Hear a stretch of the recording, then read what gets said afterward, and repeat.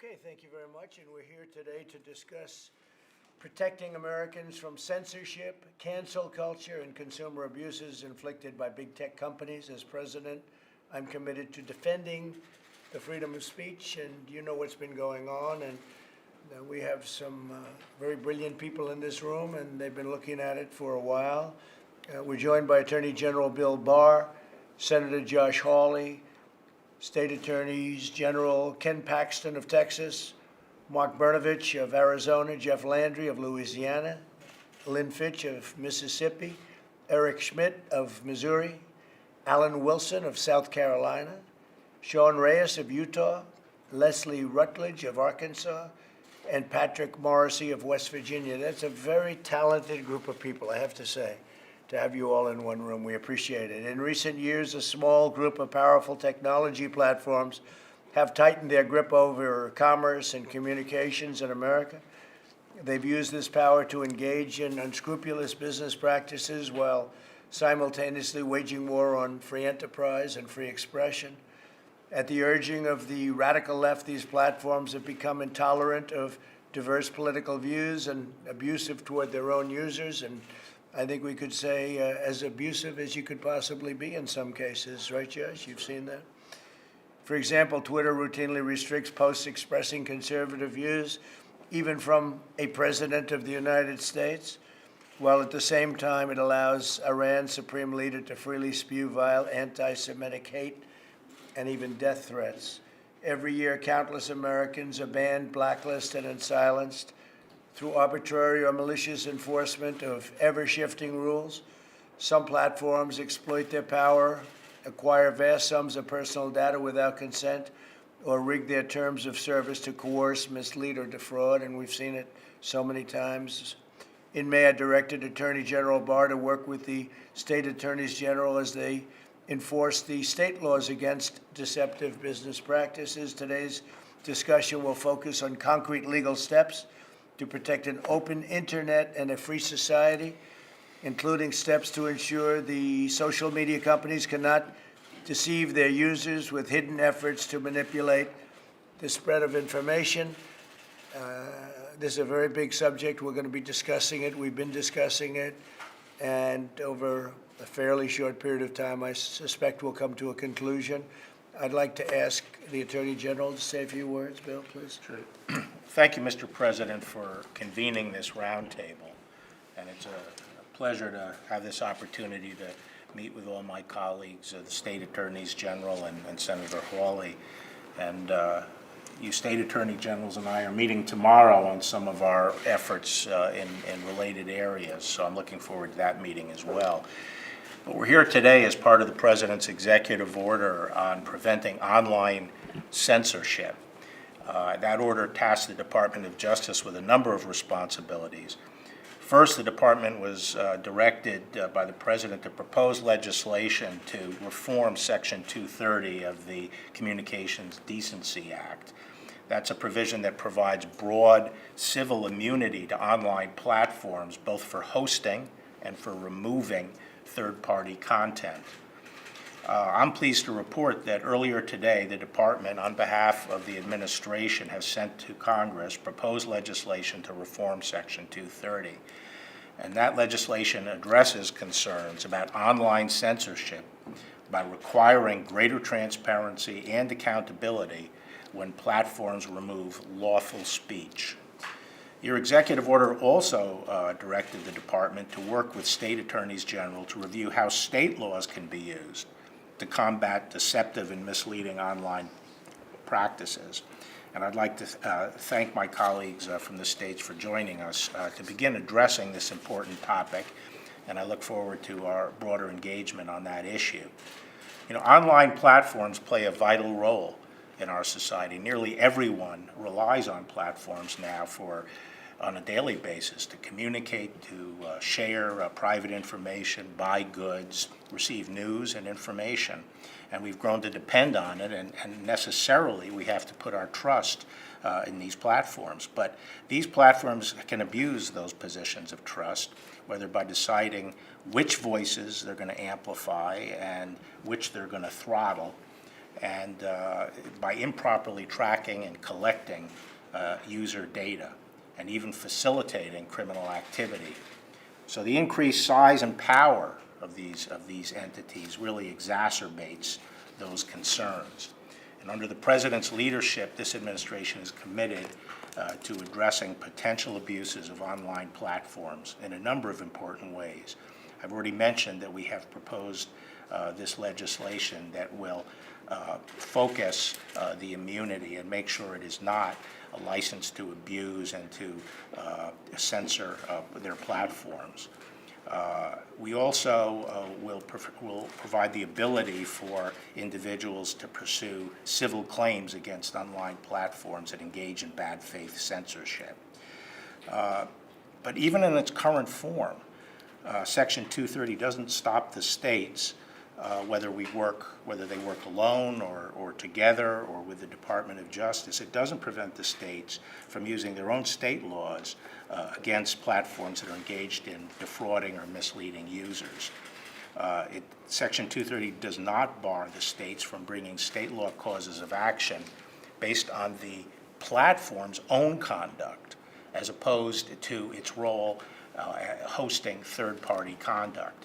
And when they engage in unfair and deceptive practices, state AGs can be the tip of the spear. So I'm looking forward to working with all of you. I know some states have already brought some interesting cases against platforms for fraud, deception, and misuse of sensitive personal data. And we think there's ample opportunity to continue those investigations and actions, and I'm looking forward to working with all of you to address that. Thank you, Mr. President. Thank you very much, Bill. Josh, please. Well, thank you, Mr. President, for convening this roundtable. It's good to see my former colleagues. Of course, I used to be a state attorney general, so great to see all of you again. Thanks for the tremendous work you're doing. Briefly, you were a state attorney general. That's right. That's right. Until somebody at this table convinced me to run for something else. But I think that just to amplify the president's remarks, we see in these online platforms the most powerful corporations in the world, maybe the most powerful corporations in the history of the world. They've got more information on Americans than any companies have ever had, any government has ever had. They increasingly control our communication with each other. So how come I won last time? Because you beat them at their own game. You were so good at communicating. But and as you know, it's gotten. By the way, it's gotten a lot tougher. It's gotten a lot worse. And as these folks should know, reporters know, because these online platforms increasingly control the flow of news from journalists to the American public. So these are incredibly powerful platforms. They need to be held accountable, and Section 230, reforming Section 230 is a vital part of that. Thank you, Josh. Been a big factor. Would anybody like to say anything? Anybody in particular? Sure, Please. Mr. President, thank you again for convening Thank you. this. And Attorney General Barr, I appreciate the work we're doing in this investigation of Google. You know, one of the reasons that we were so interested in this is really what you said, Senator Hawley, is that, you know, we're at this point where we have these corporations that have tremendous power. And if we don't step up to the plate now and take a look at what they're doing, how they're doing it, we may never stop it. It may be just unstoppable. Some of them they're really larger than countries and more powerful than countries, and they know more about people than we know about ourselves, which is a little scary. So I appreciate the attorney generals that are working on our case now and that are going forward with other issues. And I think this relationship that we've had with the Department of Justice under you has been just amazing, and I'm really appreciative of it, because I think together, and it takes us together to take on some of the forces that we're dealing with. So thank you very much. Thank you, Ken. Well, I think we can say that we're watching them very closely during this election cycle. They're being watched and scrutinized very, very closely by everybody at this table, and far beyond this table, a lot of people are watching, and we're going to just see. We see so many things that are unfair, but this is big time, and we'll let you know. I mean, we're going to let you know, but it's very serious, very bad, very serious. Lynn, would you like to say something? Thank you, Mr. President. Thank you. Thank you, General Barr. We appreciate it's an opportunity for us to all come together and work and hold these big tech companies accountable. This is an opportunity where they've been censoring our freedom of voices, and Americans are just not going to stand for that. And so I appreciate the opportunity for us to all work together to move forward with the changing of 230 and change the dynamics of expression for voices. Thank you, Lynn, very much. Thank you, Mr. Anybody President. else? Anybody? Well, Go ahead, please. Mr. President, I have a story that I think you'll enjoy. When you were being criticized by Twitter related to absentee ballots, that very same day, we concluded an investigation of West Virginia, which affirmed a lot of the very things you were saying. So that type of issue is an example of what can happen when you have these social media companies run amok. And there needs to be accountability. There needs to be an advancement of the First Amendment. But I thought you'd appreciate the irony of that very day, that person's going to go to jail now. And meanwhile, Twitter continues to engage and pretend that what's true is not. The whole thing with your balloting and what's going on with balloting will prove to be one of the great catastrophes in the history of our country, even beyond elections. And the Democrats know it. They know what's going on. They know how it's going on. Who's getting it? Who's sending it? Where is it going? Where is it coming back? Where is it coming from? Are mailmen involved? Who's delivering it? It's a very, very, and they know it's going to be. And all you have to do is look at, as in a case in West Virginia, but many cases, I would say every single case in the last number of years where they've done this, and this is a tiny scale compared to millions and millions of ballots that are being sent. This is going to be one of the great catastrophes and one of the great embarrassments in the history of our country, beyond elections. And the Democrats know it, and they're setting it up for chaos, and that's what they've done. And these media companies, if you criticize it, they flag you, they take you down, they do all sorts of things. And they know it too. They know it too. But you've done a great job when you did that in West Virginia, and it happened to be the same day that we were criticized for just mentioning, you better be careful with unsolicited ballots. See, I think that's a better name, Josh, because they said universal ballots, and they had 15 different names. Didn't mean, people said, how does that have to do with being universal? Unsolicited. 80 million unsolicited ballots being sent all over the place. People are going to get them. What the hell is this? What is it? They'll be harvesting them like crazy. Some of the states, they have no signature necessary, no verification necessary. Nevada, you don't have to verify the signature. There's no verification. It is a disgrace that this can happen. Just remember, I told you so. I told you so. We're going to win anyway, I hope. But I'll tell you, it's very tough when you have it's Democrat governors. It's states controlled by Democrat governors. And they're sending them out by the millions. And Josh, it's going to be a mess, and they all know it. And the people that know it the most are the Democrats. They fully know. And then they talk about you're suppressing our right to vote. They're using COVID as a way of scamming the system. And when you talk about foreign countries are nothing compared to what's taking place. And if foreign countries want to, this is an easy system to break into because they'll do counterfeit ballots. They'll do counterfeit ballots by the millions. So when you talk about China, Russia, North Korea, Iran, all the countries you talk about, that's peanuts. That's all peanuts compared to this. But this is their opening because they can use nice, cheap ballots, and they can send them out, counterfeit them, and just send them in. This is a disaster, and they should stop it before it's too late. Now, we're before numerous federal judges. From what I hear, great federal judges, and they have the power to stop it. I hope they're watching because somebody's got to make the plea. This is going to be a disaster. I'm not even saying bad for me. It could work both ways. I don't think it will work both ways, but it could work both ways. It could be against Republicans or Democrats. But I hope somebody's watching because this is a disaster waiting to happen. Thank you all very much. Thank you. Thank you. All right, guys.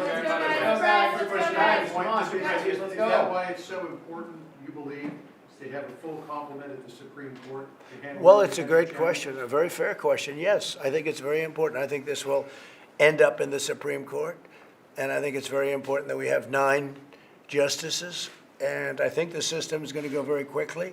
I'll be submitting at 5 o'clock on Saturday the name of the person I chose for this most important of all positions, and I think we should go very quickly. You see the Republicans are very united. As far as timing is concerned, we were elected. We have a lot of time. One justice was picked in 19 days. 19 days. We could do 4 at that rate, or 5. No, we have a lot of time. No, before the election, and then you have after the election too. But in terms of time, we go to January 20th. But I think it's better if you go before the election, because I think this scam that the Democrats are pulling, it's a scam. This scam will be before the United States Supreme Court. And I think having a 4-4 situation is not a good situation. If you get that, I don't know that you'd get that. I think it should be 8-0 or 9-0.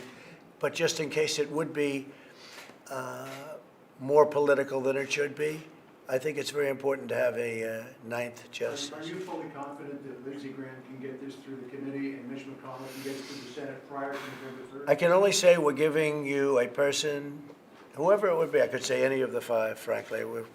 5 women are in the finalists, and they're all world-class, brilliant, great. They're great in every respect, from academic to everywhere. He can do it very easily. He can very quickly. From what I heard, he doesn't even have to hold a hearing. He wouldn't have to hold a hearing. He's going to, I would think, but he wouldn't even actually have to hold one. And, most of these people are young and they just went through the process. Many of them just went through the process recently. So it's not like, gee, let's look at papers that are 15 years old. No, I think the process is going to go very quickly. The hearing, I think Lindsey's going to call the date of the hearing as soon. You can't call it until you have the candidate. And once we have the nominee, I will wait to hear what the date is. But from that point, I would think it would be fairly quick. They're all extraordinary people. I can't imagine it could be anything else. And the Republicans, you saw them as well as the Republicans. Most of them have already made their intentions very clear, even Josh. So I think that that's a tough vote right now. So I think we're in great shape. Let me ask you that question, Josh. John's asking a question about timing and all. We have nothing but time. Yeah, John, I think absolutely we can get it done. We could do it even with a full complement of hearings. I think that, the President just alluded, Justice Stevens was confirmed in 19 days. Justice Ginsburg was confirmed in about 40 days. We've got the time to do it. We've got the wherewithal to do it. And I think we should have a vote before the election for the reasons the President articulates. And I think we can get it done, and we will. Mr. President, do you believe that justice was served in the Breonna Taylor case in Kentucky? And what is your message to the black community who believe that perhaps justice was not served by the decision that was rendered by the grand jury in Kentucky? Well, my message is that I love the black community, and I've done more for the black community than any other president. And I say, with the possible exception of Abraham Lincoln, and I mean that, with opportunity zones and with criminal justice reform, with prison reform, with what we've done for historically black universities, colleges, schools, what we've done. It's nobody's done more. Abraham Lincoln, let's give him the nod, but beyond that, nobody's done more. I love the black community. I don't know enough about it. I heard a decision was just made. We've been together here, and so we haven't discussed it. But after I see what the decision is, I will have a comment on it. Okay? Thank you all very much. Thank you very much.